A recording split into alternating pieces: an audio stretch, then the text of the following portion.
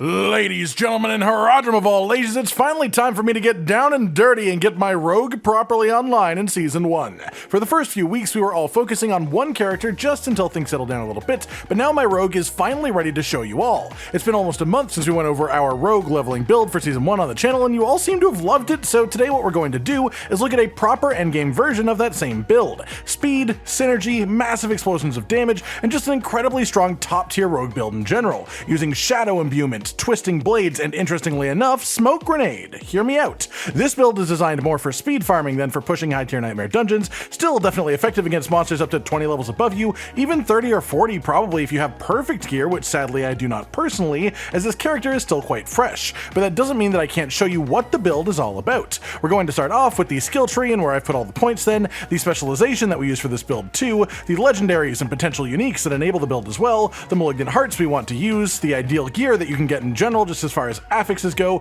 the whole Paragon board setup all the way up to its proper endpoint, and then just how to play the build and any tips that I have from my time with it so far. Starting off then with the skills, for our basic skill we are of course taking puncture, with enhanced puncture as well as fundamental puncture. This as a whole gives you a frontal cone of 3 blades thrown out in front of you, which slows enemies every third cast or every time that you get a crit with it. It also regenerates 2 energy when it damages a crowd controlled enemy, and if you hit an enemy with 2 of the 3 blades, i.e. throw it out in close range, they become vulnerable for 2 seconds, which is our main way of applying vulnerable through skills. Then over in the core skills node, we're going to be putting points into twisting blades, 5 ranks of it as it is our main damage skill, and you also want bonus ranks from your gloves for it too, like I have as well, to really pump the damage up of this. Then we grab enhanced twisting blades for 30% damage increase multiplier on the return damage, and then improved twisting blades, which makes enemies impaled by the blades count as dazed, which helps create an important synergy in this build. Then we're also going to be grabbing 3 ranks of the sturdy passive for 12% close damage reduction, just for a bit of tankiness.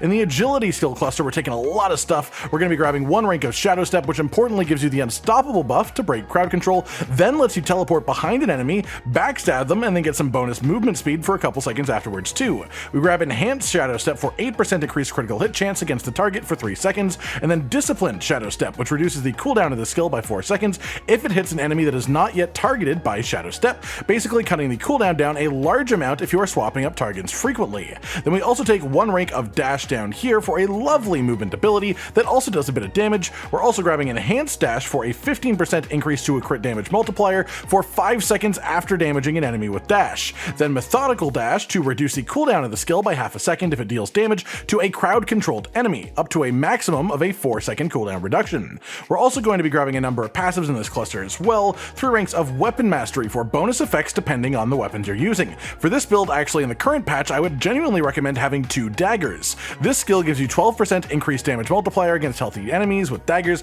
which is incredibly strong currently as we'll be using the Barber Heart, which essentially makes enemies count as healthy until they die, as their health is full generally until they explode. If you use swords, which is also acceptable for sure, and what I'm personally doing right now, it's still a 9% damage increase multiplier anyways, though again, I would recommend using daggers if you can. After that, we grab 3 ranks of the concussive passive, which gives you 12% increased critical chance on any enemy that you knock back or knock down for 3 seconds afterwards, and 1 rank of trick attacks over here, which makes it so when you get a critical hit against a dazed enemy, it knocks them down for a moment. Those 2 passives right there is one of our main synergies of the build right there. Daze an enemy, crit them, then knock them down so you get increased crit chance so you can continue the combo. Normally this is a better single target combination, but with the Barber Heart, single target also sort of is just area of effect damage now, so this actually works incredibly well with this synergy. After that, let's move on to the subterfuge cluster here, and we're going to be taking smoke grenade, actually 5 ranks of it specifically, which drops smoke in a radius, dazing enemies for the duration. This alone boosts our daze crit synergy for more AoE type combat, but then we grab enhanced smoke grenade, which gives us a 20% increased damage multiplier against enemies that are affected by smoke grenade, which turns this into a damage increase cooldown as well. Then we also get countering smoke grenade, which gives you a 25% lucky hit chance against enemies affected by smoke to reduce the cooldown of the skill, letting you cast it even more often. If you were pushing particularly high tier nightmare dungeons, you'd want to switch this out for a more defensive skill probably, but for speed farming purposes, this is actually fantastic, as you should be plenty tanky enough anyways, and it's essentially just, hey, here's 20% increased damage. Its duration is more than half as long as its cooldown if you have the ranks in it, and it even has ways to reduce that cooldown so you can keep moving and continue throwing them down regardless of the normal cooldown, not to mention synergizing in a way that gives us increased crit chance, fueling even more damage from the build as a whole. It's just a beautiful fit in this build. In this cluster, we're also going to be grabbing 3 ranks of the exploit passive for an 18% damage damage increase multiplier against healthy and injured enemies. Again, because of the Barbar Heart, enemies are healthy a lot more, so this is actually active about 95% of the time when speed farming. Then we also get 3 ranks of Malice for a just simple 9% increased vulnerable damage multiplier. Then going forward, we're moving to the Imbuement skill node cluster, and we're going to be taking Shadow Imbuement, all 5 ranks of it, of course. This makes your next 2 imbuable abilities apply a shadow effect to the target for a fair bit of damage. If the enemy dies within 6 seconds of this, they explode that damage in an area of effect. If they don't, they just take the damage themselves. Then we take Enhanced Shadow Imbuement for an extra crit chance on injured shadow-affected enemies, but sadly this only really matters for bosses, nothing else really gets to be injured anymore.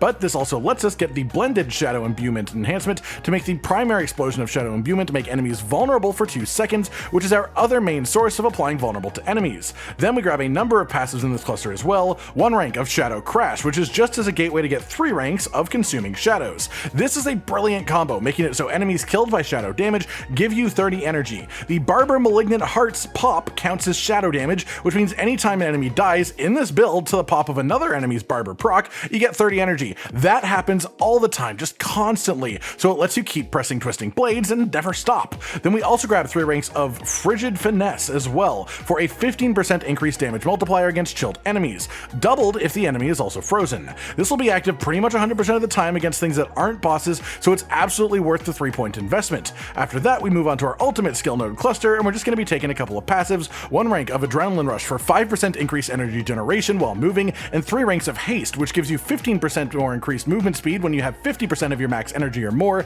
and a 15% increased attack speed when your energy is lower than 50%. Finally, we have our key passive for the build, and this one is going to be Momentum. This gives you a stack every time you hit a dazed, stunned, or frozen enemy, or if you hit an enemy from behind. Most of the enemies that you'll be fighting are consistently dazed. We often hit things from behind as well with Twisting Blades return damage, so we activate this constantly. When you reach 3 stacks of this buff, you get 20% damage reduction, 30% energy regen, and 15% increased movement speed. That's it for the skill points then, though, so let's talk about our specialization of choice with this build. We don't use an ultimate skill, so preparation is out of the window, of course, but then in the current state of things, the other 2 options are both actually pretty good for this. In patch 1.1.1, they fixed Inner Sight's interaction with Barbar and made it actually work, but honestly, this build generates so much energy when you're killing stuff actively that it's totally unnecessary to use this, only really increasing your single target damage at best, so I'd actually recommend going with combo points. We oftentimes have enough energy to permanently spam Twisting Blades, at which point you don't really get anything from combo points, but this at least does give you a bonus in the rare moments of flinging off a puncture to make things vulnerable or while in motion, so there is definitely some benefit with this one for sure at least. And with that, let's go over our Legendaries and Uniques. I've only got 1 unique currently running in the build, and it's optional, but there are a lot of things that you could do to mess with this further if you had more gear than I did. The unique that I have in use here then is Penitent Greaves. This gives you up to 10% increased damage against chilled enemies, as well as leaving a path behind you as you move that applies chill to any enemies that walk in it. Combine that with our passive that increases damage against chilled enemies too, and these boots become a pretty notable damage increase. Then on our ranged weapon, we have the Blade Dancer's aspect for double effectiveness in this slot. This heavily increases the overall damage per cast of Twisting Blades, and actually the more you move around enemies and just keep going forwards, the more damage this will do, when that really just lines up with the ideals of speed farming. On our amulet for 50% effectiveness, I've got the Corruption aspect for up to 60% increased imbuement potency against vulnerable enemies. On the gloves, we gone for the aspect of Expectant for bonus core skill damage for each basic skill cast in between. This isn't the most useful. Again, we don't really have energy problems, so we're constantly using Twisting Blades, but it's a good placeholder until you get one of the unique daggers. Both of Rogue's unique dagger options have use in this build. Condemnation increases combo point generation and the damage done by skills with combo points, which makes our specialization actually really good again. And then Ashiera's Conjar gives you tons of bonus attack speed, which just increases your overall damage. I would definitely recommend using at least Ashiera's Conjar if you have it, replacing the Expectant aspect in the build, but I'd honestly consider using both unique daggers. Aside from that, the aspects that I do have on my current melee weapons are the Edgemaster's aspect for up to a 20% bonus to damage the closer to full resources that you are. This build constantly just maintains high resource. Then also we have the Accelerating aspect for up to 25% increased attack speed for 5 seconds after critting with a core skill. Then on our rings, we have the Ravenous aspect for up to 70% increased energy regeneration speed for 4 seconds after killing a vulnerable enemy, and then the Umbral aspect for up to 4 energy returned to you per instance of crowd control that you apply to enemies, both of these adding up to create insane energy regen for the build. On our pants, we have the Cheats aspect for up to 25% damage reduction from crowd controlled enemies, as well as 15% movement speed bonus, honestly anytime that you take damage. On our chest, we have the Mangler aspect for up to 45% lucky hit chance when damaging damaging a vulnerable enemy to daze them for 2 seconds. This just adds even more potency to our daze synergy. And then finally on the helmet, you want one defensive aspect. I've got Might specifically on my helmet over here, which gives you damage reduction after using a basic skill for a few seconds, but the Disobedience aspect is also absolutely incredible here too if you've got a good roll of it. As far as the Malignant Hearts go, then we of course have the Barber going on in here, and I've got an extremely potent roll of it too. 4-second duration, 15% damage increase, and what this does is anytime you get a crit against an enemy, they start absorbing damage from you for up to 4 seconds, with the absorbed damage increasing by a 15% multiplier every second. If the accumulated absorbed damage surpasses the enemy's remaining health, they pop early, dealing all of that damage in AoE around them. So there's no actual negative to a high timer now in the game that they have fixed some of the broken interactions with this. This damage creates massive stacking chain explosions, which are fantastic for most classes and builds, but even better for us specifically because of our energy regen on shadow damage kills. Then we have the Revenge Heart, which essentially gives you 20% damage reduction with occasional small damage pops, but the damage reduction is by far the most important part of this one. Then finally we have the Dark Dance Heart, once every 5 seconds, costing a few hundred health instead of energy to use a core skill, which does up to 28% increased damage, and this is just worth a fair bit of damage to us, especially when you consider upped return damage from Twisting Blades, meaning upped orbit damage too. As far as gearing in a more general stats then, the stats and affixes that you're actually after, you want ranks of Twisting Blades on your gloves for sure. This is pretty much the most important thing. You want ranks of Shadow Imbuement on your helmet if you can find them. I haven't been that lucky so far. You want tons of crit chance, tons of crit damage. You want cooldown reduction if you can get it as well. You want attack speed. You want damage against close enemies, damage with core skills, and then pretty much just classic defensive stuff. Bonus maximum health, bonus total armor percent, damage reduction from close, all those lovely things. And now that we've gone over all of that, let's dive headfirst into the Paragon board for this build too. On the starting board, you want to go up the right side, grabbing the damage increase rare node, and then head over to the glyph socket in the middle, inside of which you want to stick the turf glyph. This gives you increased damage against close enemies for every 5 strength purchased within the radius, as well as 15% damage reduction from close enemies on the secondary effect. So you want to grab all the strength that is in the radius here, and then proceed up the right side of the board through the bonus armor node to get to the board attachment gate. Here you want to stick on the exploit weakness board with the legendary power in the bottom left, as well as the glyph socket there too. Head straight up, then take a left and follow this path to the glyph socket that I've taken here, and inside of this you want to stick in the combat glyph. This gives you bonus crit damage for every 5 intelligence purchased in the radius,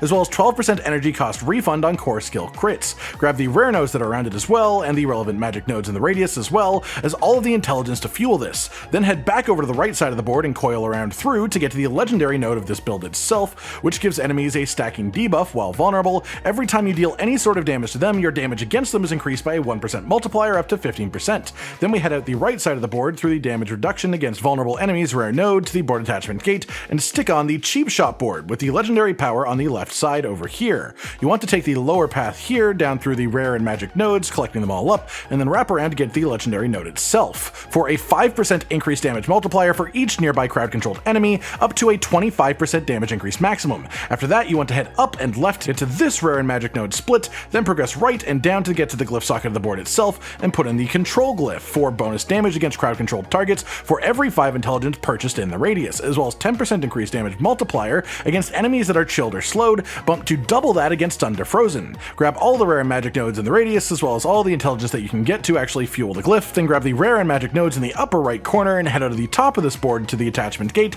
and stick on the no witnesses board with the glyph socket on the bottom side for easiest access. Head up the right side to get to the socket itself, then stick in the exploit glyph here. This gives you bonus vulnerable damage for every 5 strength purchased in the radius, as well as the bonus effect of making enemies vulnerable for 3 seconds the first time that you damage them, on a 20-second internal cooldown. Grab all the strength in the area, as well as the rare nodes and relevant magic nodes too, then head out the top left side to get to this board attachment gate here, and stick on our final board, which is going to be Eldritch Bounty, with the glyph socket on the bottom right side. You want to head directly down towards the socket and stick in the closer glyph for bonus damage with cutthroat skills for every 5 dexterity purchased in the radius, and the bonus effect of 10% damage reduction while holding your melee weapons. We then grab all the rare nodes and relevant magic nodes in the radius, mop up all the dexterity, and then there you have it. That's all of your points spent. Paragon board fully complete. And that does it for how to put the build together itself. So how about how to actually play it and any tips that I have? Well, this build is actually relatively simple. Walk up to a group of enemies, throw a smoke grenade at them, use twisting blades a few times on different enemies,